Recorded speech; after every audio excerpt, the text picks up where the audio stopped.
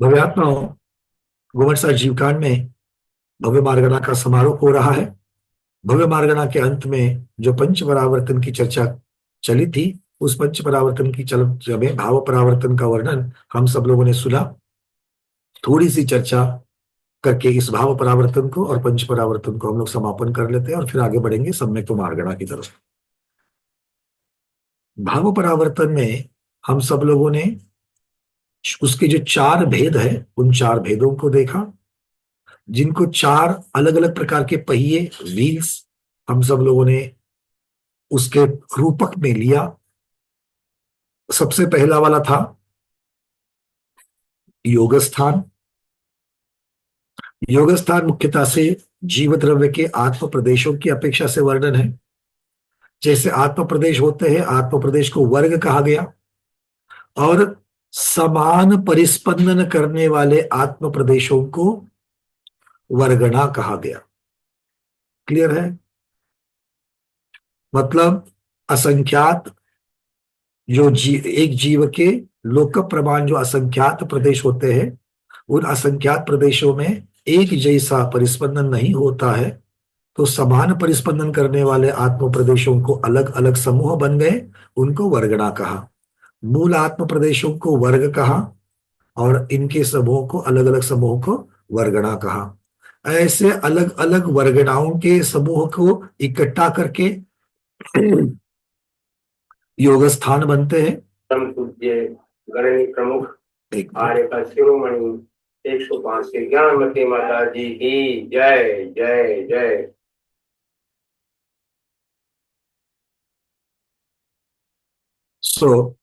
ऐसी योग स्थान जो बन जाते हैं, ये मुख्यतः से योग स्थान का अर्थ क्या हो गया?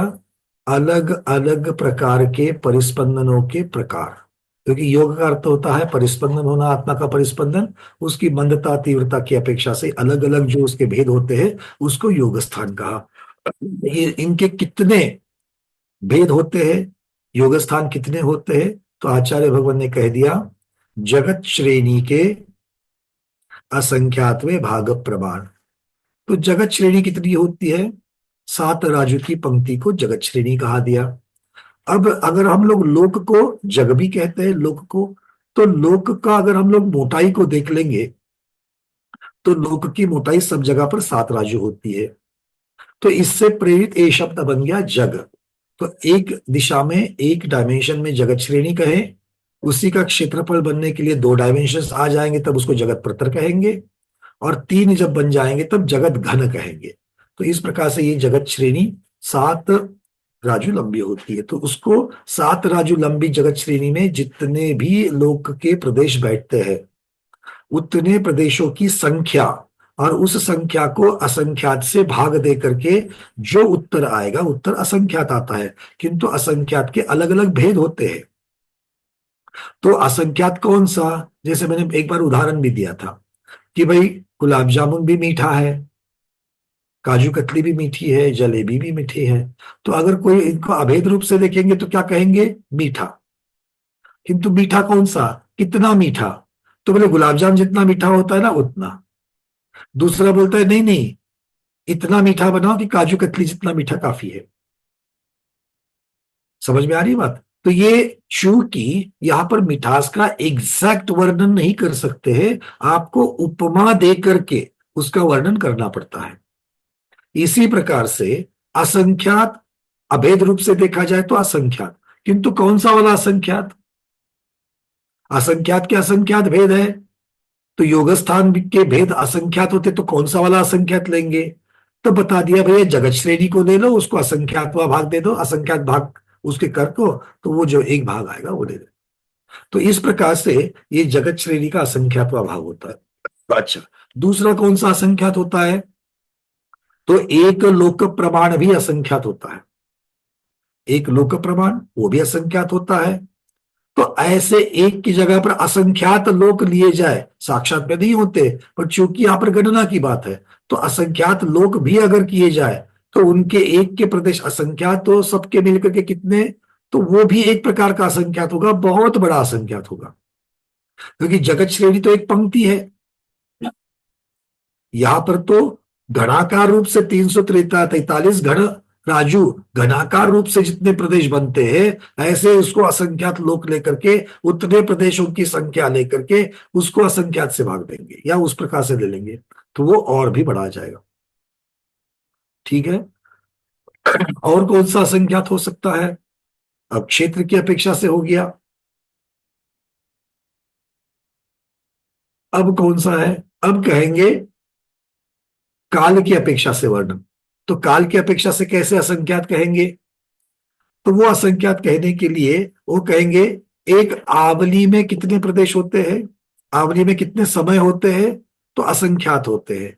तो आवली में जितने समय होते हैं वो एक आवली प्रमाण असंख्यात, संख्या की अपेक्षा से लेना। कई पल्ले की अपेक्षा से लिया जाता है। क्यों? क्योंकि वो आवली से बढ़ते बढ़ते बढ़ते बढ़ते घंटा मिनट प्रहर अयन आदि करते करते वर्ष तक आएंगे, वर्ष से शताब्दी तक आएंगे, सहस्त्राब्दी तक आएंगे, और सहस्त्राब्दी से भी आगे चल करके पल्ले में आएंगे। तो पल्ले के समय कितने होते हैं? वो भी असंख्यात होते हैं, तो और बड़े हो जाएंगे। तो इस प्रकार से ये गणना की अपेक्षा से अलग अलग भेद किए जाते हैं। ठीक है, सबकी बात क्लियर? तो योग स्थान कितने हैं? असंख्यात है। कौन सा वाला असंख्यात? जगत श्रेणी का असंख्यात में भाग प्रमाण, वो असंख्यात आएगा। अब चलते हैं आगे। अब ये जो असंख्यात भेद है उसमें से हर एक भेद, उसमें से हर एक भेद जो है, मतलब ये असंख्यात प्रमाण असंख्यात भेद जो है वो एक ही प्रकार के अनुभाग को या अनुभाग का जो तीव्रता होती है उस अनुभाग का स्थान से संबंधित है। वो एक ही प्रकार के कषाय स्थान से भी संबंधित है और वो एक ही प्रकार के स्थिति स्थान से भी संबंधित है। ठीक है। अर्थ क्या हो गया? मेरे पास 4 पहिए हैं, उसमें से पहला पहिया असंख्यात बार, असंख्यात वाला जो है, ये जब असंख्यात बार घूमेगा तब अनुभाग का स्थान वाला पहिया एक बार घूमेगा। ठीक है।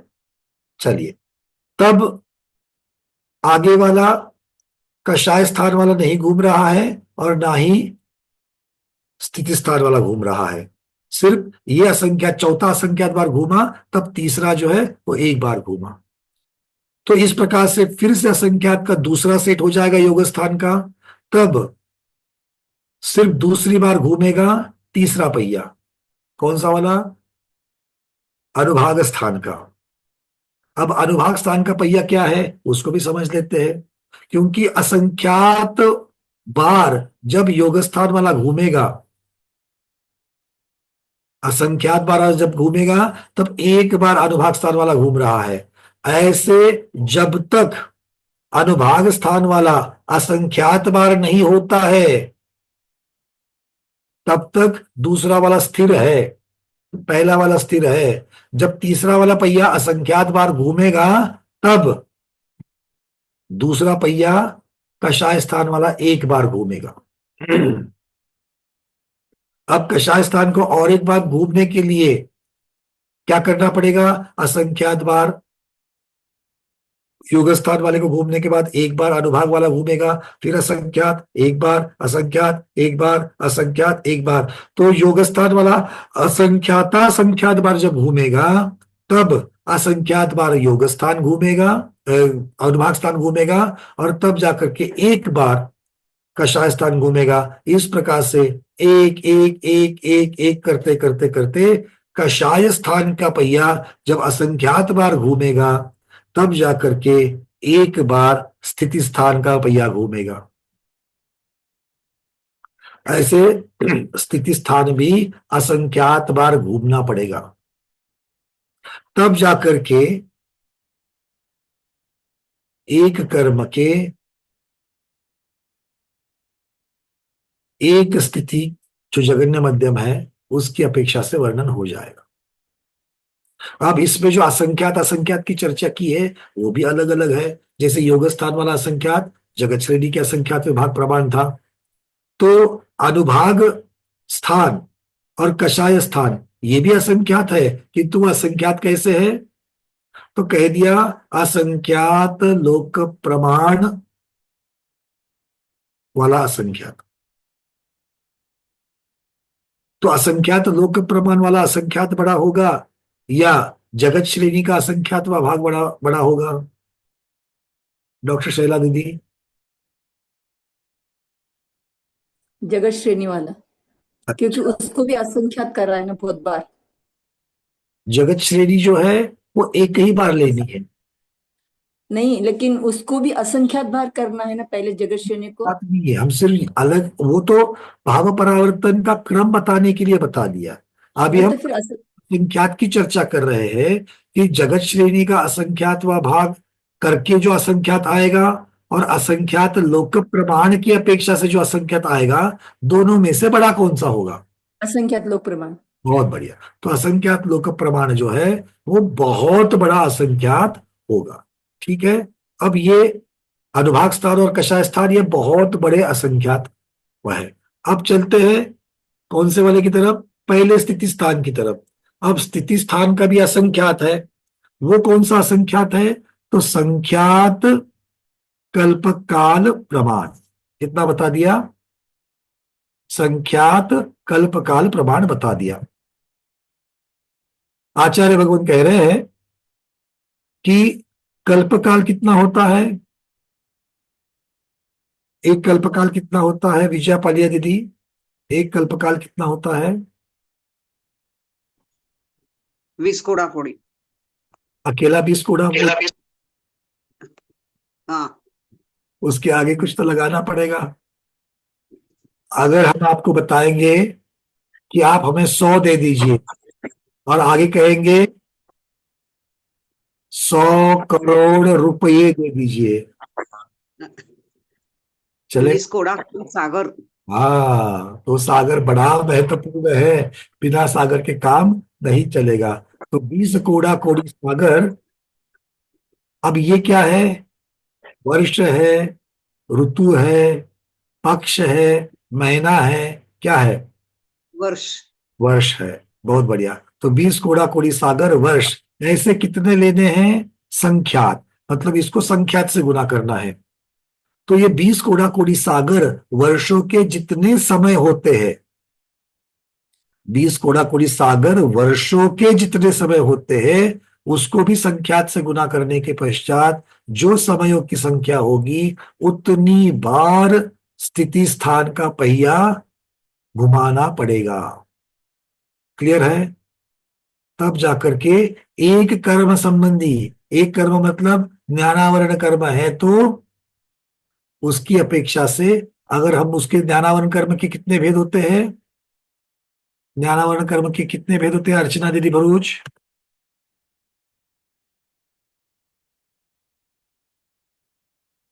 अनम्यूट करिए दीदी। अनम्यूट नहीं हो रहा है। सुभद्रा दीदी कितना होंगे? वंदना भैया जी 5। 5? कौन कौन से? ज्ञानावरणी दर्शन, मति ज्ञान, शुद्ध ज्ञान। वो तो ज्ञान के भेद है, ज्ञानावरण कर्म के भेद चाहिए। ज्ञानावरणी प्रकृतियां तो पंच होती है, वेद ज्ञानावरणी पंच 25। ज्ञान के भेद तो आपने बताया, मति ज्ञान शुद्ध ज्ञान। तो ज्ञानावरणी के देखो तो इतना इजी है। ज्ञान बताए तो ज्ञान को आवरण करने वाले को बताना है। अब बताओ। ज्ञानावरणी ज्ञान, मति ज्ञान, शुद्ध ज्ञान। अरे वो तो ज्ञान के भेद हो गए। मति ज्ञानावरण कर्म, शुद्ध ज्ञान ज्ञानावरण हो गया मैंने अभी। है ना? बुद्धि ज्ञान, एक है, मति ज्ञान एक है, ज्ञान दूसरा है पहले ज्ञान। समझ लो पहले। एक है मित्र, एक है शत्रु। दोनों की एक साथ एक साइड में करोगे क्या? ज्ञानावरण कर्म हमारा मित्र है क्या? मति मति ज्ञानावरण कर्म मित्र है क्या? मति ज्ञानावरणी अति ज्ञान मित्र है? मति ज्ञान। आपको चाहिए तो क्या चाहिए? मति ज्ञान चाहिए कि मति ज्ञानावरण कर्म चाहिए? मति ज्ञान है ना? तो मति ज्ञान और मति ज्ञानावरण एक नहीं है ना? अलग है। अलग है। तो हम आपको ज्ञानावरण कर्म के भेद पूछे तो मति ज्ञानावरण कर्म, शुद्ध ज्ञानावरण कर्म, अवधि ज्ञानावरण कर्म, और मनःपर्यय ज्ञानावरण कर्म और केवल ज्ञानावरण। बहुत बढ़िया। चलिए, तो इसको एक एक को लेना है। तो इस प्रकार से दाना जीवों की अपेक्षा से 148 कर्म प्रकृति, उनके जितने स्थिति स्थान बनते हैं उन सभी स्थिति स्थानों को क्रम पूर्वक पूर्ण करना, तब जाकर के भाव परावर्तन कहलाएगा। अब ये सीधे सीधे क्रम से तो कुछ होगा नहीं, क्योंकि एक योग स्थान होगा मतलब एक प्रकार का आत्मा का परिस्पंदन होना, उसके बाद में उससे बिल्कुल अगला विभाग वाला ही परिस्पंदन होना। ये होता है क्या? इतना इतना इजी है क्या? मतलब उसके बीच में कितना सारा समय चला जाएगा। उसके बाद जाकर के दूसरा योग स्थान होगा, फिर तीसरा योग स्थान, ऐसे असंख्यात योग स्थान होने के बाद एक अनुभाग स्थान होगा। तो देखो भाव परावर्तन कितना टाइम तक चलेगा। ठीक है। अच्छा, ये सब बोलने के पश्चात मन में एक प्रकार आता है, हम और आप कभी न कभी तो अनादि मिथ्या दृष्टि रह चुके हैं, आया ना? तो हम और आपने अब तक पांचों परावर्तन को पढ़ लिया, तो पांचों परावर्तन में से कौन सा परावर्तन हमने सबसे ज्यादा किया है और हमने कौन सा परावर्तन सबसे कम किया है? प्रश्न समझ में आ गया? हम जितने भी यहां बैठे हैं, 208 की लगन है, मतलब 225 के आसपास तो कम से कम बैठे हैं। तो इन जो 225 की चर्चा कर रहा हूं, तो इनमें अच्छा हम सब लोग पंच परावर्तन किए कि नहीं किए हैं? किए। किसी को लग रहा है इस यहाँ पर बैठे बैठे कि भाई मैं, इसका मेरा कोई संबंध नहीं, आप अपना देख लो, मैंने तो कोई परावर्तन नहीं किया? ऐसा कोई बैठा है? नहीं, ऐसा यहां तो कोई नहीं बैठे हैं। ठीक है। जो वहां बैठे हैं वो भी ऐसा नहीं बोलते, वो बोलते हमने भी परावर्तन काट काट के ही यहीं पर आ गए हैं, है कि नहीं सिद्ध परमेष्टि भगवान? तो हम सब ने तो किए ही किए। तो हम सब ने कौन सा परावर्तन सबसे ज्यादा किया है और कौन सा परावर्तन सबसे कम किया है? ठीक है। चलिए, जिनके हाथ सिर्फ ऊपर है और हैंड रेस का बटन नहीं है वो मुझे दिखाई नहीं देते, आज थोड़ी गड़बड़ है चश्मे में। ठीक है ना? हाँ। तो जिनको अगर अपना उत्तर बताना है तो कृपया हैंड रेस का बटन दबा दीजिएगा। चलिए, किनके है इनमें कोई? हाँ, चंद्रप्रभा दीदी जबलपुर में, बोलिए। नमोस्तु आचार्य श्री वंदना भैया। हाँ दीदी। हमने सबसे ज्यादा द्रव्य परावर्तन किए और सबसे कम भाव भाव परावर्तन किए, क्योंकि वो देर से होता है और द्रव्य परावर्तन जल्दी जल्दी होता है। अच्छा, द्रव्य परावर्तन जल्दी जल्दी, मतलब आपको तुलनात्मक कहना है जल्दी जल्दी? नहीं तो मेरे मन में आया था जल्दी जल्दी मतलब क्या, दो चार दिन में निपट जाता है? नहीं नहीं, उसमें कम समय लगता है एक द्रव्य परावर्तन में अपेक्षा से कि दूसरे परावर्तन की अपेक्षा। बहुत बढ़िया, अपेक्षा शब्द बहुत महत्वपूर्ण है। अच्छा, कितना समय लगता है दीदी द्रव्य परावर्तन में? द्रव्य परावर्तन में भैया समय असंख्यात कुछ है। नहीं, हमें वर्ष में बताओ, हमको तो आपको वर्ष समझते हैं, समय तो हमको समझते ही नहीं है, तो वर्षों में बताओ। नहीं 12 वर्ष, 24 वर्ष? ये तो नहीं मालूम, बाकी ये मालूम कि जिसको सम्यक दर्शन हो जाता है उसको अर्धपुद्गल परावर्तन ही बसता है, जो और काम जो मच्छर बसती है वो करते रहता है। मेरी दीदी ने ध्यान में रखा है, जो काम की चीज है वो ध्यान में रखा है, और जो करके आया है उसको तो छोड़ दो, अच्छी बात है, बट फिर भी ध्यान में तो होना चाहिए, है कि नहीं? चलो, हाँ। थोड़ा किसी को तो और पूछ लेते हैं। और कौन है? सुजाता शाह दीदी, बोलिए। भाव परिवर्तन कमी आहे आणि द्रव्य परिवर्तन जास्त आहे। बहुत बढ़िया, मतलब तर सब भाव परिवर्तन मध्ये 4 गतीचे अपेक्षाने 31 सागर 30 सागर वगैरे। देखो दीदी, अब मैं आपको हमेशा कहता हूं, आप उत्तर जब तक ठीक दे रहे हो तब तक ठीक चल रहे हैं, और वो उत्तर के अंत में और ऐसी चीज जोड़ देते हो जो अपनी ही पूंछ बल करके अपने ही पैरों में अटकती है और हम गिर जाते हैं, है ना? अब अच्छा, इतना बढ़िया बता रहे थे भाव परावर्तन के बारे में, उसमें 4 गति को क्यों लाया? 4 गति वाला संबंध यहाँ है क्या? वो तो दूसरे परावर्तन में है। यहाँ पर तो 8 कर्म और उन कर्म की स्थिति, उन सबके होने वाले जितने जितने अनुभाग होते हैं, जितने जितने योग स्थान होते हैं, उनकी अपेक्षा से वर्णन है ना। चलिए, कोई बात नहीं। तो इन्होंने भी बताया, तो सब लोग मान रहे हो कि द्रव्य परावर्तन सबसे कम, द्रव्य परावर्तन सबसे ज्यादा, भाव परावर्तन सबसे कम। और उसका कारण भी है कि भाव परावर्तन को सबसे ज्यादा समय लगता है और द्रव्य परावर्तन को सबसे कम। तो जिसको कम समय लगता है वो ज्यादा आवर्तन होंगे, जिसको ज्यादा समय लगता है उसके आवर्तन कम होंगे। ठीक है। अच्छा, एक बात बताइए, कितने कम किए होंगे? भाव परावर्तन से द्रव्य परावर्तन कम किए, कितनों भाव परावर्तन से द्रव्य परावर्तन कितने कम? 2-4 कम, 10-15 कम, संख्यात कोटि कम, असंख्यात कम, अनंत कम? कौन से कम किए, कितने कम किए? हाँ, चलो, कुसुम छाबड़ा दीदी, मुंबई, बोलिए। कभी कभी क्या होता है दीदी, जो हाथ ऊपर नहीं करते ना, वो पहले मुझे दिख जाते हैं, है ना। इसलिए मुझे वो आप दिख गई सबसे पहले। बोलो।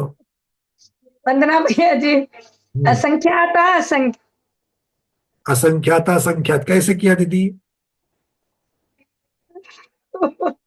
नहीं, चलो आप ही को मैं पूछ लेता हूँ। वो एक्सप्लेन करना नहीं आता भैया।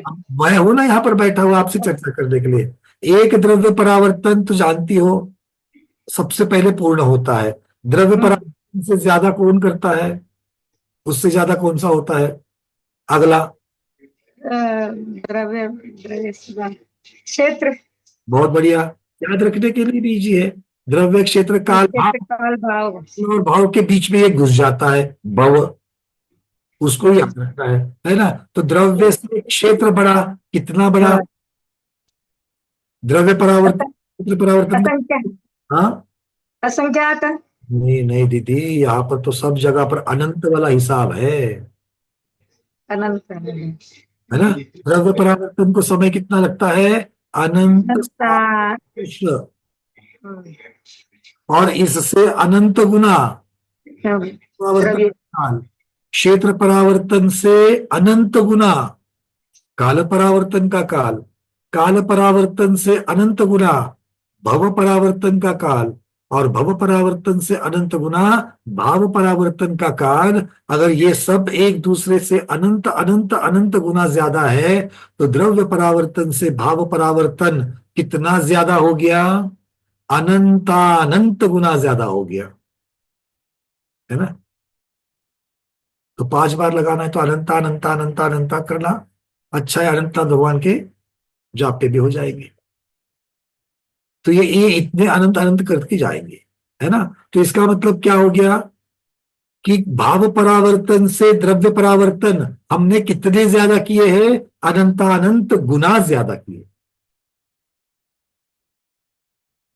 अनंतानंत गुना शब्द आना जरूरी है। ठीक है, क्लियर है सब लोगों को? चलिए, बहुत बढ़िया। अब थोड़ा सा रिवीजन किया जाए, है ना। अभी वो सुजाता दीदी की वजह से मुझे ऐसी आइडिया आ गई कि थोड़ा सा रिवीजन लेना चाहिए, है ना। तो अगर आपको कुछ कहना है तो सुजाता दीदी को कहना, आपको नहीं कहना, क्योंकि उन्होंने बोल दिया भाव परावर्तन में उन्होंने गति डाल दी। अच्छा, गति वाला कहाँ आ जाता है? गति का हिसाब कौन से परावर्तन में आएगा? देवांगी दीदी। वंदना भैया, भव परावर्तन में। चलो, भव परावर्तन में गति की अपेक्षा से वर्णन आ जाएगा। बहुत बढ़िया। वो गति का जो वर्णन आता है वहां पर क्रम कैसा लगता है मीनाक्षी दीदी? भव परावर्तन में गतियों का क्रम कैसे लगता है? पहले नरक गति, फिर तिरंच गति, बाद में मनुष्य गति, बाद में देव गति। बहुत बढ़िया। अब ये जो क्रम लगता है, इस क्रम का करना क्या है? मतलब भव परावर्तन में इस क्रम की अपेक्षा क्या वर्णन होता है? भव परावर्तन किसे कहते हैं? भव परावर्तन, पहले तो सब लोग पुराने वाले हैंडल्स हटाते जाइए, मतलब आपको वो बटन ऑपरेट करने का एक तजुर्बा भी मिल जाएगा। अच्छा एक्सपीरियंस हो जाएगा।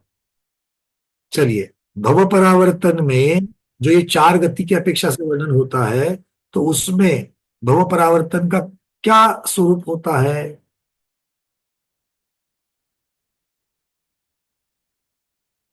विजय लक्ष्मी दीदी, सब लोग बताते वक्त ऐसे बताना ताकि उसकी पूंछ बन करके अपने ही पैरों में ना आवे, ठीक है ना? पहले वो नरक गति में सबसे कम आयु रहती, जितनी नरक गति की समझो 10,000 वर्ष, तभी उस वर्ष का आयु लेकर वो नरक गति में जन्मता है। तो फिर एक समय मतलब ज्यादा नेक्स्ट जन्मना चाहिए, लेकिन उसमें और कितना टाइम लेता है पता नहीं। नेक्स्ट ऐसा क्रम करते करते करते करते 33 सागर वर्ष वहां नरक में उसको लाइन से आना चाहिए। थोड़ा सा फिर से बताइए। नरक गति में पहले सबसे कम से कम आयु जितनी नरक गति में होती है वहां वो जन्मता है। फिर बाद में एक समय की आयु ज्यादा, उतने 10,000 वर्ष से एक समय ज्यादा। दीदी तो बहुत से लोग झंडा है फहराना चालू कर दिए। नहीं नहीं नहीं नहीं बोल रहे, नहीं नहीं बोल रहे, नहीं नहीं बोल रहे। नहीं, रुको रुको एक कनक बार माला, एक मिनट स्क्रीन गिर जाएगी, रुको। आप बताइए। वरना भैया जी, हाँ, नरक कोई जीव नरक गति में जन्म सबसे पहले समय में लेकर 10,000 वर्ष की आयु लेकर जन्मता है। उसके बाद में उसको 10,000 वर्ष के जितने समय होते हैं उतनी बार उसको वहां नरक में जाना पड़ेगा, और क्योंकि वो लगातार नहीं होंगे 10,000 समय। एक मिनट, मतलब क्या आप ये मतलब शब्द मुझे ऐसे चाहिए कि कोई जीव नरक गति में 10,000 वर्ष की जगन्य आयु धारण करके उत्पन्न हुआ, यहां से हुआ उस नरक भव उसका परावर्तन क्रम चालू हो गया, किया। अब ये पुनः चालू हो गया। परिभ्रमण करता हुआ दूसरी बार उसी जगन्य आयु को धारण करके उत्पन्न होता है, फिर अपनी भव की आयु पूर्ण करके मर जाता है, पुनः परिभ्रमण करके वो उतनी ही जगन्य आयु को धारण करके नरक गति में नरक की आयु को धारण करता है, अपनी आयु पूर्ण करके मरता है। ऐसे जगन्य आयु के जितने समय है साल होते हैं। उतनी बार जगन्य आयु को धारण करके नरक की आयु को पूर्ण करता है। ये सारे भैया जी, मुझे चाहिए। जो अपन ने आपने बोला था कि जन्म और मरण दोनों करने पड़ते हैं, तो जन्म के साथ ही मरण भी तो माना जाएगा ना? ये देखो पूंछ बन गई कनकमाला दीदी की, और उसी नहीं, ऐसे मैं तो प्रश्न पूछ रही हूँ आपसे, क्योंकि कहा था कि जन्म भी करना पड़ेगा। वो जन्म और मरण की जो चर्चा है वो भव परावर्तन में नहीं है, वो और दूसरे परावर्तन में है, उसकी चर्चा भी कर लेंगे, है ना? बिल्कुल अच्छी बात है। आप लोग बिल्कुल मतलब ऐसा है ना, समझ देना जितनी बार आप पूछ बना रहे हो ना, उतनी बार आप गिरने से पहले मैं गिर रहा हूं। तो आप तो एक ही बार गिरते हो, किंतु हर नाना स्वाध्यायों की अपेक्षा से नाना बार सबसे पहले मैं गिरता हूं। ठीक है, कोई बात नहीं, चलो पहले भव परावर्तन को पूर्ण करते हैं। स्मिता दोषी दीदी बोलिए जरा। अरे पहले भव परावर्तन का क्रम तो अब उसका जगन्य आयु वाला तो हमने बता दिया, अब आगे बताओ। 10,000 जेवढी जगन्य आयु नरकायची आहे तेवढ्या वेळा तो जन्म घेऊन मेला, जन्म घेतला मेला।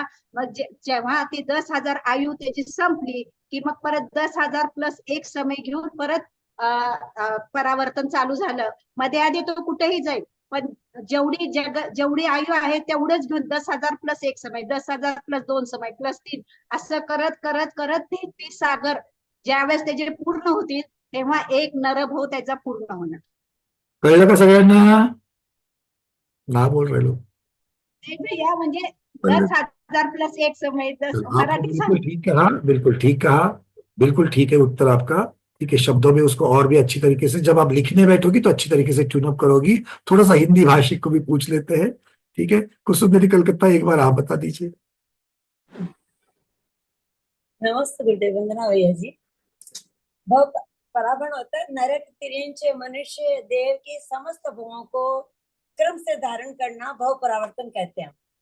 जैसे नरक गति में कोई जीव जगन्य आयु 10,000 वर्ष की धारण करके उत्पन्न हुआ, फिर वह पुनः परिभ्रमण करता करता करता करता फिर 10,000 में एक समय बढ़ा करके फिर उसने वहां आयु जन्म मतलब जगन आयु लेकर के फिर वहां उत्पन्न हुआ, फिर पुनः परिभ्रमण करते करते करते तीसरी बार जगन आयु धारण करके फिर उत्पन्न होता है।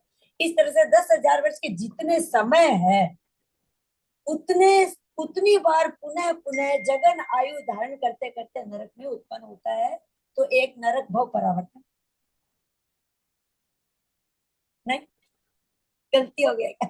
मैं तो नहीं कह रहा, लोगों आप आपके सामने अगर अलग अलग आप थोड़ा सा रोटेट करके देख सकते हो, लोग हाँ नहीं बोल रहे, लोग ना बोल रहे हैं।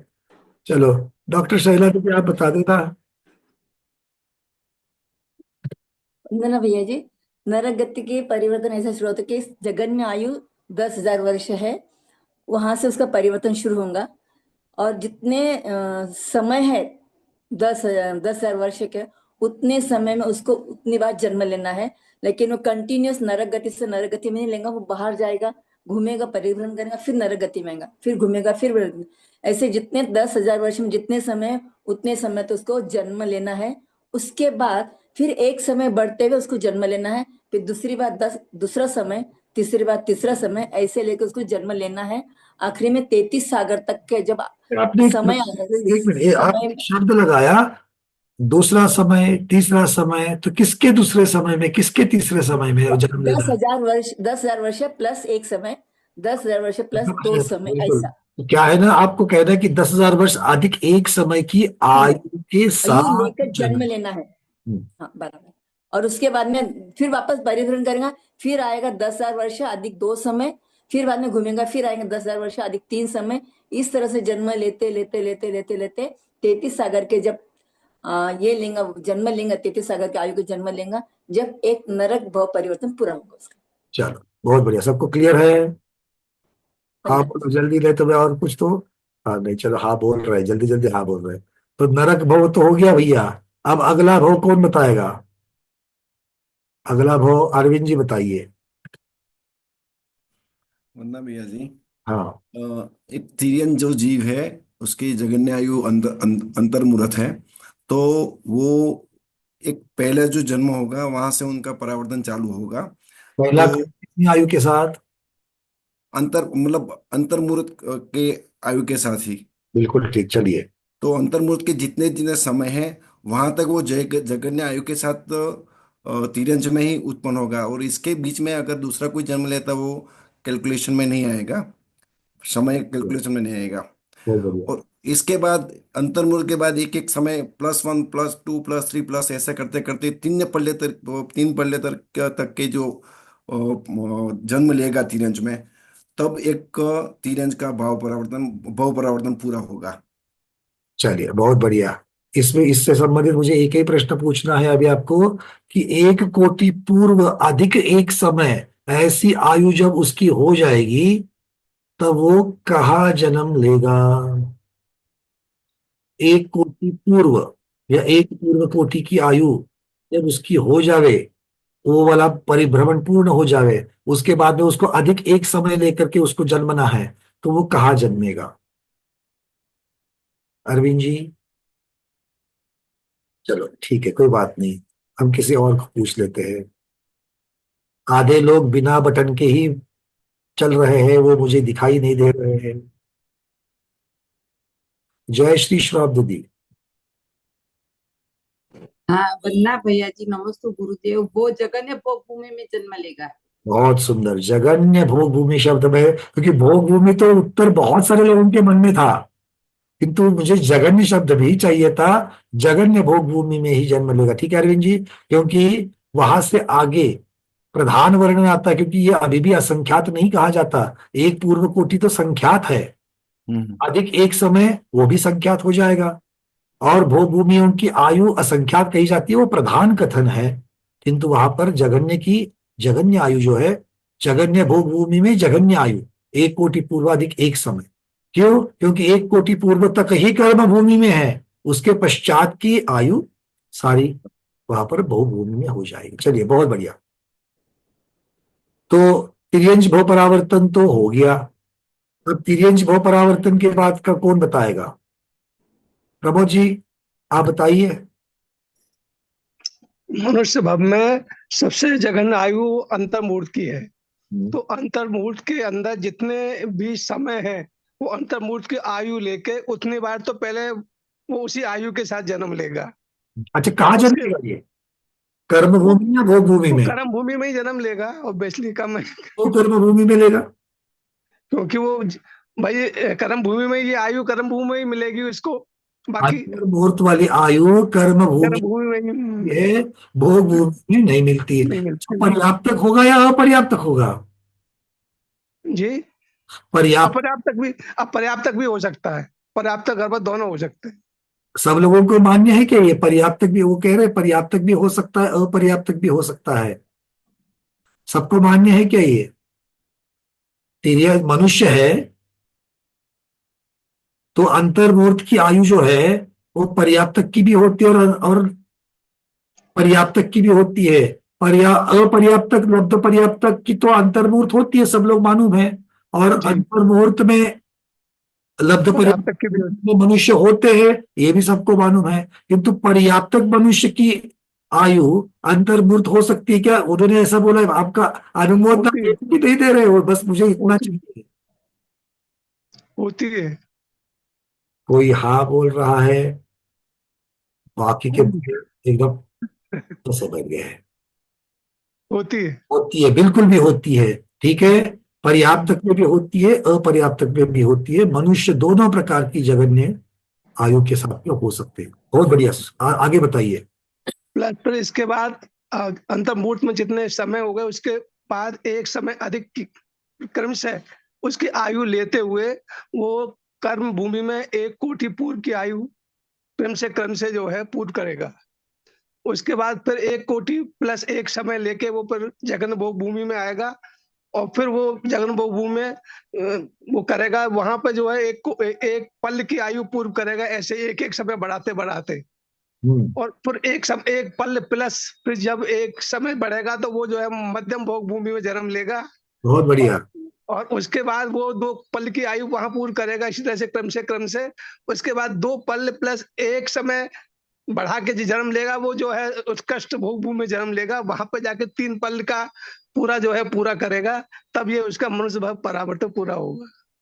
बहुत बढ़िया। जैसे अभी प्रमोद जी ने अपना उत्तर विस्तारित करते हुए लंबा किया ना, वो परावर्तन भी ऐसे ही लंबा चलता है। ना, वो भी ऐसे ही लंबे चलते हैं। बहुत बढ़िया, बहुत सुंदर उत्तर प्रमोद जी, अनुमोदना। चलिए, अब मनुष्य वाला हो गया। अब कौन सा है अगला? देव का। अर्चना दीदी अनम्यूट कीजिए, अर्चना दीदी भरूच। वंदना भैया जी, नमोस्तु गुरुदेव। भैया जी, देव गति में जाने के लिए मनुष्य या तिर्यंच गति से कोई जीव यदि देव गति में पहुंचा तो जघन्य आयु लेके 10,000 की जघन्य आयु लेके वो वहां पे उस 10,000 वर्ष के जितने भी समय होते हैं उसमें उस 10,000 वर्ष के सारे समयों में जन्म लेके उस 10,000 वर्ष की जघन्य आयु वाले वर्ष को पूरा करेगा। उसके पश्चात वो 10,000 वर्ष से एक समय अधिक अधिक अधिक अधिक होता हुआ वो 31 सागर नव ग्रैवयक तक के सारे वर्षों के एक एक समय में जन्म लेगा और इस तरह से वह अपना देव देव भाव का पूरा परावर्तन पूर्ण करेगा। अच्छा, इसमें मुझे एक प्रश्न मन में उठ गया। अर्चना दीदी, उत्तर आपने सही बताया, बिल्कुल ठीक उत्तर आपका। अब इसमें प्रश्न मेरे मन में एक उठ गया कि जब वो पहले स्वर्ग की आयु पूर्ण करेगा, जब वो पहले स्वर्ग की आयु पूर्ण करेगा और फिर दूसरे स्वर्ग के पहले पटल में उत्पन्न होगा, तो पहले स्वर्ग की कितनी आयु पूर्ण करने पर पहले स्वर्ग का उसका देव परावर्तन पूरा हो जाएगा, देव भव परावर्तन पूरा हो जाएगा? ध्यान से सुनिए प्रश्न को। पहले स्वर्ग की कौन सी आयु या कितनी आयु को पूर्ण करके पहले स्वर्ग का देव भव परावर्तन पूरा होगा? मतलब पहले स्वर्ग की जो उत्कृष्ट आयु है उसकी बात कर रहे हैं आप ना? तो आप बताइए, हमने तो प्रश्न तो पूछ लिया। सौधर्म स्वर्ग भव परावर्तन, 2 सागर। सौधर्म स्वर्ग देव भव परावर्तन कौन सी आयु के साथ पूर्ण करेगा? सौधर्म भैया वो तो मुझे याद नहीं है। जो पांडे दीदी ने मैसेज डाला 1 सागर। 2 सागर। अच्छा, अर्चना दीदी भरूच कह रही है 2 सागर। दीपा दीदी, आपको क्या कहना है? देखना पड़ेगा, मुझे याद नहीं रहता है। कोई बात नहीं, कोई बात नहीं। 2 सागर है। उनकी जो भाव है वो जो बता दो कितना दीदी, दीपा दीदी कितना? 2 सागर। 2 सागर। अच्छा, कितने लोग हैं जो कहते कि 2 सागर? मीनाक्षी दीदी जोर जोर से झंडा हिला रही है। सुनीता बज दीदी भी नहीं कह रही। हाँ सुनीता बज दीदी बताओ कितना होगा? अलका दीदी भी नहीं बोल रही है। 1 सागर की उत्कृष्ट आयु है पहले स्वर्ग की। पहले स्वर्ग की 1 सागर की उत्कृष्ट आयु है, ऐसा दीदी सुनीता बज दीदी का कहना है। अच्छा अच्छा, हो सकता है कि थोड़ा सा कंफ्यूजन आपका हो रहा है। सौधर्म स्वर्ग युगल समझ लेना, सौधर्म स्वर्ग युगल कह लेना, ठीक है? सौधर्म स्वर्ग युगल की अपेक्षा से बताओ। फिर 3 सागर की आएगी। 3 सागर की आयु? 1 3 5 सीक्वेंस ही है। जैन जी बताइए, अनम्यूट करिए सर। हाँ गुरुदेव को त्रिधा नमस्तु, आपको सादर वंदना। ये घाता युष्ण की अपेक्षा 2.5 सागर। अब इन्होंने वीके जैन साहब ने एक चीज ऐड कर दी, घाता युष्क की अपेक्षा 2.5 सागर। अभी भी मीनाक्षी दीदी सही है क्या? ऐसे 2 सागर, लेकिन घातायुष की अपेक्षा से 2.5 सागर। अच्छा, अभी एक ही झंडा फहर रहा है। अच्छा एक नहीं, 2 है। कनकबाला दीदी और जयश्री श्रॉफ दीदी अभी भी इससे सहमत नहीं है। घातायुष की अपेक्षा से 2.5 सागर। घाता इश्क की अपेक्षा 2.5 सागर। तो घाता इश्क होता है कि नहीं होता है वो दीप? होता है। होता है ना, तो घाता इश्क होता है, तो आप उसकी अपेक्षा से 2.5 सागर कह रही है। उसके अपेक्षा से 2.5 सागर। अच्छा, और कौन है रुको जो मान नहीं रहा है अभी भी कि ये 2.5 सागर वाली बात तो भाई नहीं है, और ये ठीक नहीं है। चलो कनकबाला दीदी बता देना, और तो कोई दूसरा? हाँ अगर भैया जी, अगर वो 2.5 सागर घाता उसके जीवित है, 2.5 सागर में एक अंतर्मुख कम स्थिति होती है। अच्छा, वो एक अंतर्मुहूर्त के लिए आप झगड़ा कर रही थी। चलो ठीक है, वो एक अंतर्मुहूर्त कम वाला 2.5 सागर बोल रही है दीदी, कनकबाला दीदी। अभी भी उत्तर गलत है, अभी भी उत्तर गलत है। हल्का बढ़ जाता है दीदी। सौधर्मेंद्र की आयु तो 1.5 सागर रहती, लेकिन घातायुष्क की वजह से वो 2 सागर हो जाएगी।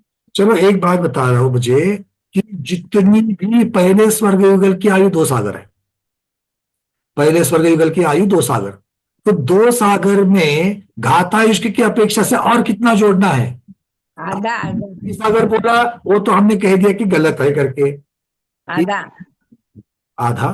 कौन सा वाला आधा? नहीं नहीं दीदी रुको, आप जय श्री श्राम दीदी, आधा भाई। जय श्री श्राम दीदी बताओ। हाँ वंदना भैया जी, वैसे तो पहले उगल की आयु तो 2 सागर से कुछ अधिक होती है। सम्यक दृष्टि की आधा सागर बढ़ जाती है। मिथ्या दृष्टि की पल्लक का संख्या हो जाती है। तो क्या कौन सा वाला लेंगे फिर?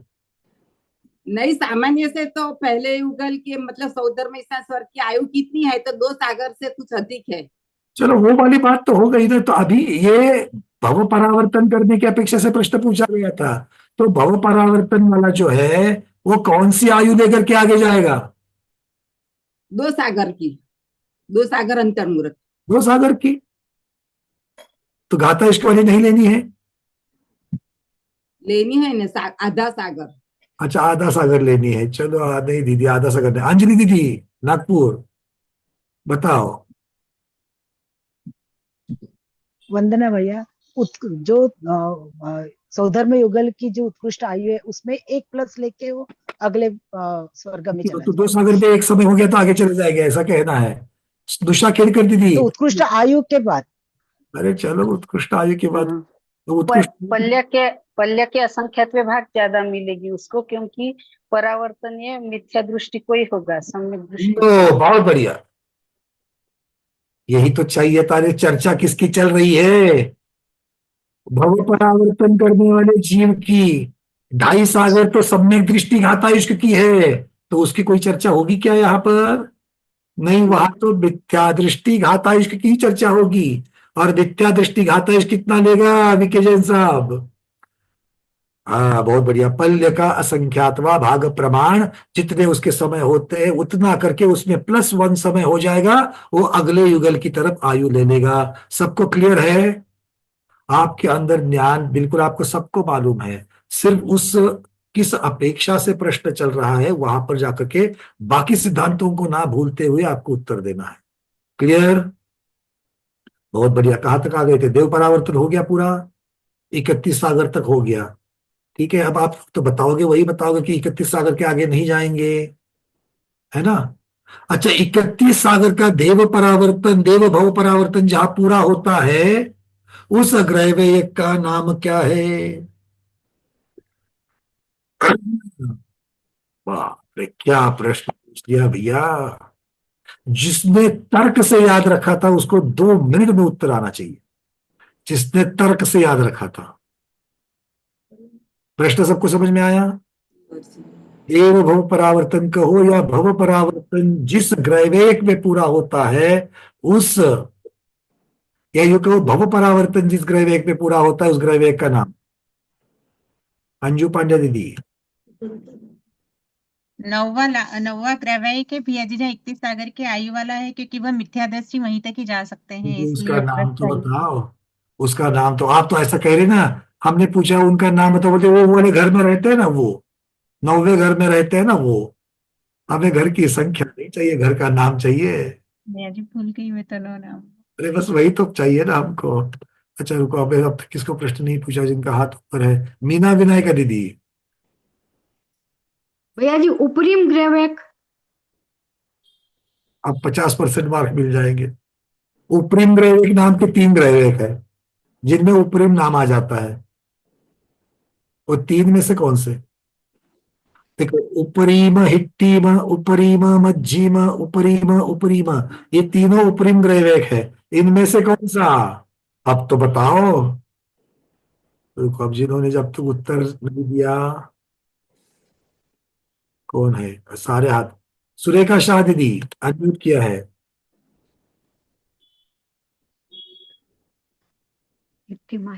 सुरेखा शाह दीदी अनम्यूट हो चुका है। वंदना भैया जी। हम्म। हेलो। हाँ बोलिए, आवाज आ रही है, बोलिए। प्रीतिकर। प्रीतिकर। ग्रहवेग का, ये ग्रहवेग का 9वें ग्रहवेग का नाम नहीं है। प्रीतिकर 9वें ग्रह का नाम नहीं है। नहीं, 9वें ग्रहवेग का नाम अभी जो हमने बताए थे वो 3 में से बताना है आपको, उसकी अपेक्षा से उपरिम। उत्तर चाहिए। उपरिम ग्रह में लास्ट वाला। हाँ, उपरिम उपरिम ग्रहवेग। उपरिम, उपरिम, हमें उपरिम उपरिम की अपेक्षा से चाहिए। ठीक है, चलिए। ये मुख्यतः से उपरिम, हमने अभी जो नाम बताए थे उसकी अपेक्षा से आपको उत्तर देना था। नीचे से जब चलोगे तो हिट्टिम अर्थात अधोग्रह वेग, मध्यम अर्थात मध्य ग्रह वेग, और उपरिम अर्थात ऊर्ध्व ग्रह वेग। अब इनके 3 कॉम्बिनेशन करो। हिट्टीमा हिट्टीमा, अधो अधो, हिट्टीमा मध्यमा, अधो मध्य, हिट्टीमा उपरीमा, अधो उपरीमा, मतलब अधो ऊर्ध्व। ये 3 हो गए। बीच वाले के मध्यमा हिट्टीमा, मध्यमा मध्यमा, मध्यमा उपरीमा। ऊपर वाले के उपरीमा हिट्टीमा, उपरीमा मध्यमा, उपरीमा उपरीमा। इस प्रकार से हो जाएंगे। ठीक है, तो इस अपेक्षा से नाम जिनको याद नहीं आ रहे हैं वो महाशांति धारा बोलना चालू करे, सुनना तो कम से कम चालू करे ही। आगे बढ़ते हैं, चलो। भव परावर्तन हो गया, अब है काल परावर्तन।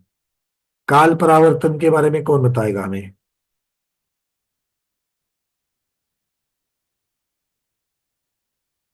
काल परावर्तन के बारे में कौन बताएगा? अच्छा, कोई बात नहीं, 2-2.5 मिनट दे देता हूँ, PDF खोल लो, देख के बताओ, कोई बात नहीं है। काल परावर्तन पढ़वा के कितना, एक डेढ़ हफ्ता तो हो गया, 2 हफ्ते तो हो गए। 2 हफ्ते के पहले का थोड़ी याद रहता है ना? कोई नया? तो मैंने अभी तो आपने उत्तर दिया। हाँ, जीटी गंगवाल जी। जीटी गंगवाल जी, आप बताइए काल परावर्तन।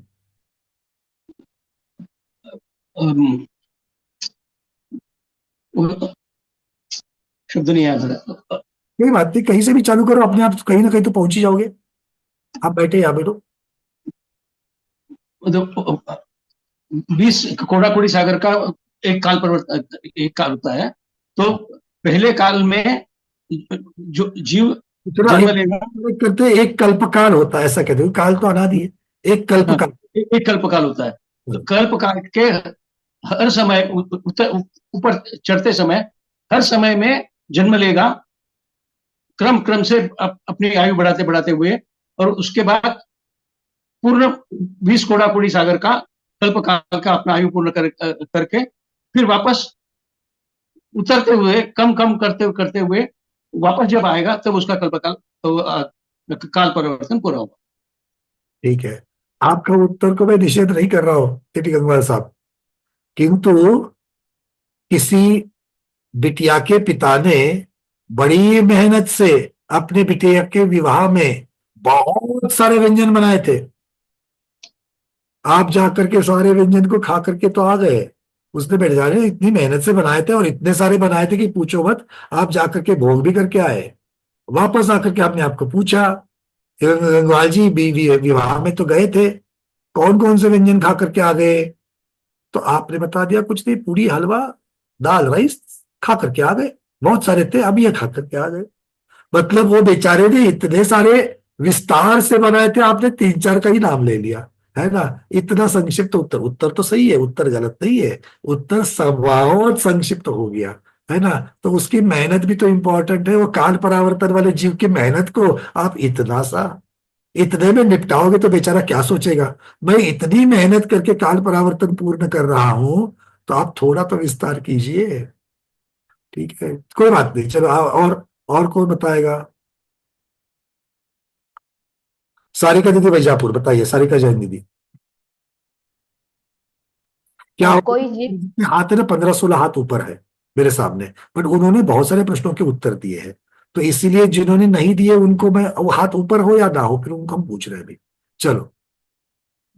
कोई जीव उत्सर्पिणी के प्रथम समय में उत्पन्न हुआ, फिर दूसरे समय में जन्मा, ऐसे सारे 10 कोडाकुड़ी सागर प्रमाण समयों में क्रम क्रम से जन्म लेता है। फिर अवसर्पिणी के प्रथम समय में क्रम क्रम से जन्म लेता है, ऐसे 10 कोडाकुड़ी सागर तक जन्म लेता है और मरण करता है, ऐसा एक कल्पकाल तक करेगा। हाँ, हो गया। हाँ, ऐसा 20 कोडाकुड़ी सागर तक करेगा, तब उसका काल परिवर्तन पूर्ण होगा। थोड़ा दीदी, थोड़ा बहुत सारी चीजें सही है, बहुत सारी चीजें है सही है, पर थोड़ी बच भी गई है ना।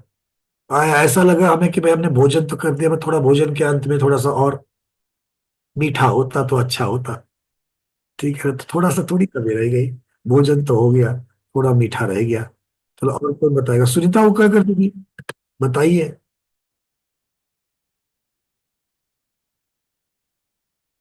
बताओ बताओ, आपने तो परावर्तन के ऊपर इतने बड़े बड़े नोट्स बनाए हैं, अनम्यूट करो, बताओ।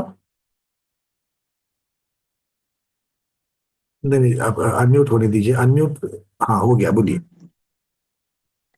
वंदना भैया जी, ये कोई जीव उत्सर्पिणी के प्रथम समय में जन्म लेगा, फिर दूसरे समय में लेगा, तीसरे समय में, ऐसे 10 कोडाकुड़ी सागर के जितने समय उसमें पूरा करेगा। उसके बाद अवसर्पिणी काल के प्रथम समय में जन्म लेगा, इस क्रम क्रम से जाते हुए वो 10 कोडाकुड़ी सागर उसके भी पूरे करेगा। तो एक कल्पकाल उसको फिर से वो परावर्तन शुरू करने के लिए, उत्सर्पिणी में आने के लिए फिर से उसको एक कल्पकाल पूर्ण करके आना पड़ेगा। इतना काल वो भ्रमण करेगा। देखो, ये जो है ना, वो सिर्फ, देखो आप लोग पहुंच तो रहे हो, बट पक्का अंदर से पक्का नहीं है, कुछ शब्दों की सहायता से आप पहुंच रहे हो, और इसीलिए उत्तर ठीक नहीं आ रहा है। चलो, ऊपर वालों किसी को तो बोलते हैं, और सारे सब लोग तो है कि उन्होंने उत्तर दे दिए हैं। सारी का आप कंप्लीट करना चाहोगी? चलो, आप अनम्यूट किया है, आपका उत्तर अधूरा था, बताइए। ये जिस तरह ये जन्म लेता है, उसी तरह मरण का भी समय एक एक क्रम क्रम से मरण करेगा। और ऐसा 20 कोड़ा कोड़ी सागर तक वो मरण करेगा, तब उसका काल परिवर्तन कंप्लीट होगा। चलो ठीक है, अब सारा कुछ मिला करके, सारे अटेम्प्ट मिला करके उत्तर ठीक है ऐसा बोलेंगे। थोड़ा सा उत्तर कैसे होना चाहिए? कोई जीव उत्सर्पिणी के प्रथम समय में उत्पन्न हुआ, फिर दूसरे समय में उत्पन्न हुआ, फिर क्रम क्रम से आगे के समय में जन्मा, किंतु हर बार अपनी अपनी आयु जो ली है उसको लेकर के जन्मा। ऐसा करते करते करते सबसे पहले उत्सर्पिणी के सभी समयों को, फिर अवसर्पिणी के सभी समयों में जन्मा, क्रम क्रम से जन्म दिया। ऐसे एक कल्पकाल के सभी समयों में क्रम क्रम से जन्मा, और फिर उत्सर्पिणी और अवसर्पिणी इस क्रम से प्रत्येक समय में क्रम क्रम से मरण को भी प्राप्त हुआ। इस प्रकार जन्म और मरण दोनों के आवर्तन को पूर्ण करने के पश्चात उसका एक काल परावर्तन पूरा हो गया। ठीक है, अब एक ही प्रश्न काल परावर्तन समय बचा है, अभी और 2 परावर्तन बाकी है, 2 मतलब 4 परावर्तन बाकी है। तो भेद करते हुए और एक प्रश्न काल परावर्तन के ऊपर रख देते हैं।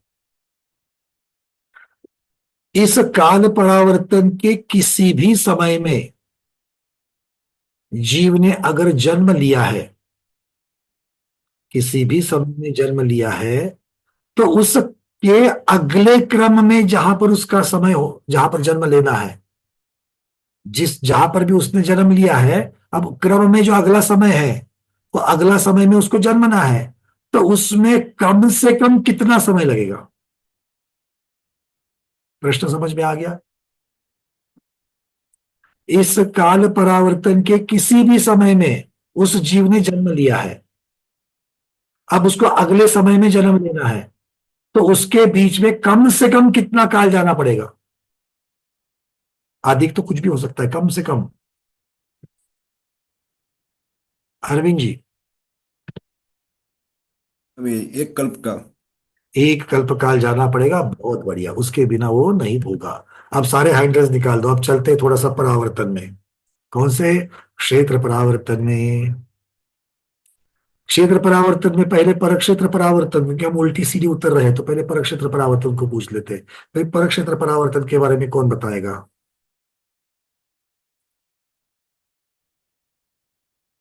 पहले 2.5 मिनट की तो शांतता होती है, उसके बाद चालू। चलिए विजयलक्ष्मी दीदी बताइए, पहले सबसे संभाल है। लोक के सेंटर में सुमेरु पर्वत के नीचे एग्जैक्ट 8 वो परमाणु रहते हैं, उसके ऊपर जन्म लेता है। कौन लेता है, कैसे लेता है, कुछ तो बताओ। जीव जन्म लेता है। उसके करके लेता है, पाव रख करके लेता है? नहीं, उसके 8 प्रदेश मतलब मन के, उसके ऊपर दोनों मैच होना चाहिए, तो वैसा जन्म लेता है वो। हाँ। करो बात ऐसा नहीं बोलते हमारे यहाँ पर, है ना। उसमें कुरमुरे भी होते हैं, मूंगफली भी होती है, फरसाद भी होता है, और जैन भेल टोमेटो डाल देंगे थोड़ी। तो फिर उसकी अवगाहना जितनी होती है, मतलब उसकी जो जीव की शरीर की अवगाहना जितनी होती है ना, उस सभी अवगाहना पर वो उतनी जगह, जितनी अवगाहना वो ऑक्युपाई करता है, उसमें हर एक मतलब प्रदेश में वो जन्म लेता है। पहले हर एक प्रदेश में, एक एक प्रदेश में जितनी अवगाहना वो प्रदेश को व्यापता है।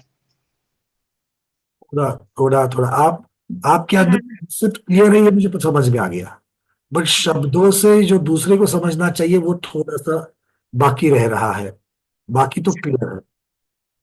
तो एक नहीं, बोलो आगे। हाँ नहीं, थोड़ा रुको, अभी तो थोड़ा सा नीरज जी के भी हाथ ऊपर आ गया है। नीरज जी, हम आपको बता रहे हैं, रुको पहले यहाँ से आपको तो अनम्यूट करेंगे। नीरज जी अनम्यूट किया है, बोलो। नमोस्ताचार्य भगवान, वंदना भैया। बोलिए। जो उसकी अवगाहना होती है, कोई भी जीव है, वो लोकल कास्ट के मध्यम के अंदर है, अवगाहना 8 प्रदेशों में जन्म लेता है। कितनी अवगाहना? जगन्य अवगाहना। हाँ वो बोलो तो सही। जब तक जगन्य अवगाहना नहीं कहोगे, आप भी ने और विजयलक्ष्मी दीदी ने ये शब्द पहले नहीं लगाया कि जगन्य अवगाहना के साथ आप पहुंच तो रही सही जगह पर, सुमेरु के नीचे, लोक के मध्य के 8 प्रदेश पर, जीव के 8 प्रदेश, सारी चीजें कह रहे हो, किंतु उत्पन्न कौन सी अवगाहना से होना है? जगन्य अवगाहना से होना है। बहुत बढ़िया, अब बोलो। जगन्य अवगाहना को लेकर लोकाकाश के मध्यम के 8 प्रदेशों पे जो जन्म लेता है उसे अवगाहना के अंतर्गत, जो उसके 8 मध्य प्रदेश हैं उसके अंतर्गत ही उसका जन्म होता है। ठीक है, आगे। क्षेत्र परावर्तन तो पूछ रहे ना। हाँ, तो एक ही हो गया। आपने पहला जन्म तो बता दिया, अगले जन्मों के बारे में तो बताओ। फिर वहां से उसकी आयु पूर्ण करेगा वो। चलो ठीक है। फिर पुनः उसी प्रकार दूसरी अवगाहना लेगा, दूसरी बार जन्म लेगा, तो उसी अवगाहना फिर वहां से मरेगा। उसी अवगाहना के साथ वही जगन्य अवगाहना। ठीक है, दूसरी बार लेगा, तीसरी बार लेगा, कितनी बार लेगा? 8 बार। 8 बार लेगा। अच्छा, 8वें के बाद? 8 के बाद उसका फिर आगे क्षेत्र बढ़ जाएगा। तो धीरज जी, पूछ बन रही है, हमको दिख रही है, गिर गया हूं मैं उसमें। निकटवर्ती जो भी उसका आकाश प्रदेश है, जैसे 8 दिशाओं में जो भी उसके प्रदेश है, वहां वो आगे आगे बढ़ता जाएगा एक एक प्रदेश। अरे जी, थोड़ा सा बीच का थोड़ा सा रह गया, थोड़ा रह गया, थोड़ा। हम थोड़ा दूसरा किसी को तो बोलते हैं। चंद्रप्रभा दीदी, क्या रहेगा जरा बताओ तो सही। निकटवर्ती प्रदेश पे तो जन्म लेगा भैया। सर जी ठीक है, किंतु पहला तो आपने 8 बार जन्म लेकर के 9वीं बार आप निकटवर्ती पर चले गए ना। निकटवर्ती पर जाने के पहले पहले आपने जगन्य अवगाहना के साथ कितने आपने जन्म पूर्ण कर लिए? 8 जन्म पूरे कर लिए आपने। हम वही तो बोल रहे कि वहीं पर पूछ बन गई। कोई बात नहीं, चंद्रप्रभा दीदी बोलिए। जगन्य अवगाहना के जितने प्रदेश हैं उतनी बार वहां जन्म लेकर फिर अगले प्रदेश में जन्म लेगा। ये शब्द चाहिए थे। 8 प्रदेशों को लग करके ही कितनी बार जन्मेगा? तो जगन्य अवगाहना के जितने प्रदेश होते हैं उतनी बार। क्यों? क्योंकि इसका अर्थ होता है कि जगन्य अवगाहना के अंदर जितने लोक के प्रदेश आ गए उन सब के ऊपर जन्म हो गया। इस बात को पूर्ण करने के लिए वो उतनी बार वहां पर जन्मा है, क्योंकि हर बार एक ही प्रदेश गिना जाएगा, हर बार एक ही प्रदेश गिना जाएगा। चलिए चंद्रप्रभा दीदी आगे बढ़िए। ठीक, उसके बाद निकटवर्ती प्रदेश पर, आकाश के निकटवर्ती प्रदेश पर जन्म लेगा। उसमें अवगाहना का कुछ नहीं रहेगा, बस वो प्रदेश आना चाहिए उसके शरीर में। फिर उस इसी तरह से बढ़ते बढ़ते वो लोकाकाश के सब प्रदेशों को जन्म लेते जाएगा क्रम क्रम से। फिर ये जगह इस तरह से वो पूरे लोकाकाश को कवर कर लेगा, तो वो पूरा हो जाएगा। उसके पूरे लोकाकाश को तो जन्म जन्म करते करते करते करते उसने पूर्ण कर लिया। अब मरने की अपेक्षा कुछ वर्णन जी? मरने की अपेक्षा से वर्णन नहीं, मरने का नहीं है इसमें कुछ। प्रत्येक प्रदेश के ऊपर मरण करना है कि नहीं करना है? नहीं, जन्म बस लेना है। पक्का? हाँ, जन्म बस लेना है उसको। फिर पर से हाँ, उसका अनंत अनंत काल लगता है इसमें। ले जाए। हाँ, अनंत बस हर बस वो क्षेत्र आना चाहिए, प्रदेश आना चाहिए उसके शरीर में। बहुत बढ़िया, चलिए बहुत बढ़िया। आपने परद्रव्य क्षेत्र पर आप कह दिया, तो मुझे यहाँ पर आप लोगों को कहना है कि जन्म और मरण की बात चलेगी सिर्फ काल परावर्तन में। जन्म और मरण की बात चलेगी काल परावर्तन में। अच्छा, दूसरा, जो शरीर की अवगाहना के प्रदेश है उतनी बार जन्म लेने की अपेक्षा से परद्रव्य परक्षेत्र परावर्तन में वर्णन होता है, और जगन्य आयु के जितने समय होते हैं उतनी ही बार जगन्य आयु को लेकर के जन्म लेने की चर्चा कहां पर होती है? भव परावर्तन में होती है। मतलब ये थोड़ा सा लॉजिक याद रखना है, बाकी किसी में नहीं होगी। मतलब पहली बार जगन्य को लेकर के उतनी बार ही जन्म लेने की बात ये 2 जगह पर है, एक में शरीर की अपेक्षा, एक में आयु के प्रदेशों, आयु के समयों की अपेक्षा। ठीक है, चलिए स्वक्षेत्र परावर्तन कौन बताएगा? अर्चना दीदी भरूच, स्वक्षेत्र परावर्तन जल्दी से। भैया जी, कोई कोई जीव सर्व जघन्य अवगाहना, मतलब वो जीव है निगोदिया निगोदिया जीव जो तीसरे समय में जन्मा है। वो जीव अब एक एक प्रदेश अधिक अवगाहना लेता हुआ, गड़बड़ कर रही हूँ मैं। नहीं, कोई बात नहीं, चलो कोई एक एक प्रदेश, एक एक क्रम से एक एक प्रदेश आगे बढ़ता हुआ अपनी जो स्वयंभू रमण समुद्र का महामत्स्य है उसकी अवगाहना तक जाएगा और पूर्ण करेगा। चलिए, बहुत बढ़िया। तो इसको किस मतलब ऑलमोस्ट तो सारे ठीक है। मतलब कोई जीव सबसे जघन्य अवगाहना लेकर के जन्मा, उस भाव की आयु पूर्ण करके मर गया, फिर एक प्रदेश अधिक की जब अवगाहना करके ही जब जन्मेगा तब ये परावर्तन आगे जाएगा, उस भाव की भी आयु पूर्ण करके मरा, फिर और एक प्रदेश अधिक की अवगाहना को प्राप्त करके जन्मा, फिर उस भाव की आयु पूर्ण करके मरा। इस प्रकार क्रम क्रम से एक एक प्रदेश को बढ़ाते हुए उत्कृष्ट अवगाहना को प्राप्त करेगा, तब जाकर के स्वक्षेत्र परावर्तन पूर्ण होगा। उसमें अनंत सागर वर्ष लगते हैं। अनंत लगेंगे इसमें भैया अनंत बताया था, अनंत लगेंगे। अच्छा, नाम तो अनंत ही होगा, किंतु जब आप द्रव्य परावर्तन से कंपेयर करेंगे तो उससे अनंत गुना है, तो इसलिए अनंत शब्द भी आएगा। उत्तर तो अनंत ठीक है, निषेध नहीं है। कौन सा अनंत? अनंत वाला, ठीक है। अनंत गुना द्रव्य परिवर्तन से अनंत गुना। चलिए, बहुत बढ़िया। तो इस प्रकार से ये स्वक्षेत्र परावर्तन भी हो गया। अब द्रव्य परावर्तन में कर्म परावर्तन और नो कर्म परावर्तन, ठीक है। दो कर्म वर्गना और कर्म वर्गना, इन दोनों में फर्क क्या है? जल्दी जल्दी बताना है, मेरे पास बिल्कुल समय कम है क्योंकि माता जी के प्रोग्राम में चलना है। चलिए, नो कर्म वर्गना और कर्म वर्गना में फर्क क्या है? सुनीता दीदी म्यूट कीजिए। नौ कर्म वर्गना में शरीर के संबंधित आएंगे और कर्म वर्गना में आठों कर्म आएंगे। दोनों पुद्गल ही होते हैं। हाँ भैया, दोनों पुद्गल। चलिए, बहुत बढ़िया।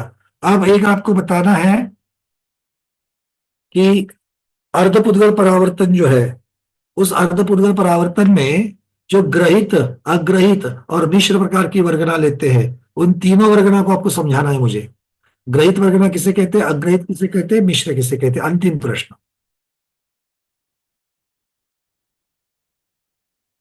ग्रहित किसे कहते हैं, अग्रहित किसे कहते हैं, मिश्र किसे कहते हैं? निर्मल कुमार जी झगड़ा बोले सर।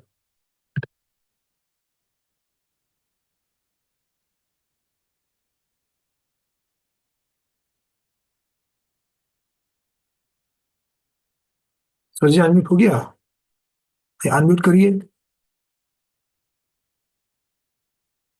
हाँ, हो गया, बोलिए।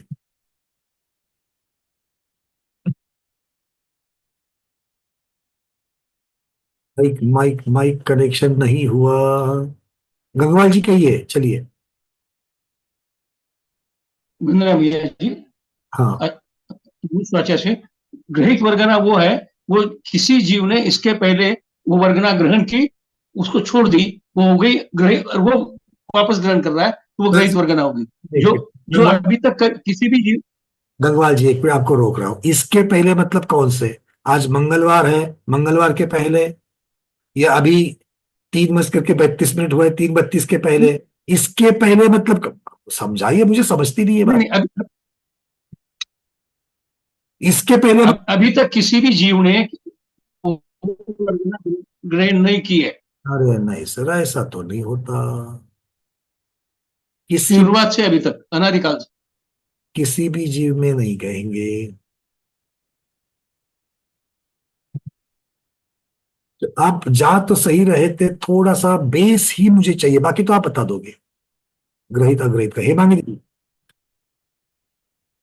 वंदना भैया, जिस समय प्रबंध में जीव द्वारा ग्रहण किए गए जो परमाणु स्कंध हो वो ग्रहित कहलाता है, और जिन परमाणु स्कंधों को परिवर्तन प्रारंभ होने से समय के पहले जीव द्वारा अभी तक ग्रहण नहीं किया गया वो अग्रहित है, और जिस समय प्रबंध में ग्रहित अग्रहित दोनों प्रकार के परमाणु स्कंध पाए जाते वो मिश्र कहलाता है। चलिए, बहुत बढ़िया। बस एक शब्द इसमें मुझे लगाना था गंगवाल जी, बाकी सारा आपका ठीक जा रहा था। परावर्तन प्रारंभ हो के समय से जीव के द्वारा जो पहले ग्रहित की गई वर्गना है तो वो ग्रहित होगी, अगर नहीं की है तो अग्रहित होगी, और अगर दोनों का कॉम्बिनेशन होगा तो मिश्र कहलाएगा। इस प्रकार से ये ग्रहित, अग्रहित और मिश्र का संबंध या इनकी परिभाषाएं किसी परावर्तन की अपेक्षा से, परावर्तन शुरू होने के समय की अपेक्षा से आपको लगाना है, तब जाकर के उनका ग्रहितपना, अग्रहितपना और मिश्रपना जो है वो बन जाता है। ठीक है, सब लोगों को क्लियर है? चलिए, तो बस बढ़िया। इस प्रकार से हमने ये पंच परावर्तन का जो वर्णन है वो पूर्ण कर दिया। इत्याचार्य श्री नेमि चंद्र विरचितायाम गोमट सारा परिणाम पंच संग्रह वृत्तो जीव कांडे विंशति प्ररूपणासु भव्य मार्गना प्ररूपणा नाम षोडशोऽधिकारः। बोले गोमट सार जीव कांड ग्रंथराज की जय, सिद्धांत चक्रवर्ती नेमि चंद्र महाराज की जय। आज के स्वाध्याय को, इस पंच परावर्तन को खत्म करके हम जल्द से जल्द उत्तम गति को पाए, इन्हीं भावनाओं के साथ में सभी गुरुओं के श्री चरणों में बारंबार यथायोग्य नमोस्तु वंदना और इच्छाकार करते हैं और आज के स्वाध्याय को समाप्त करते हैं। जैनम जयतु शासनम, जैनम जयतु शासनम, जैनम जयतु शासनम।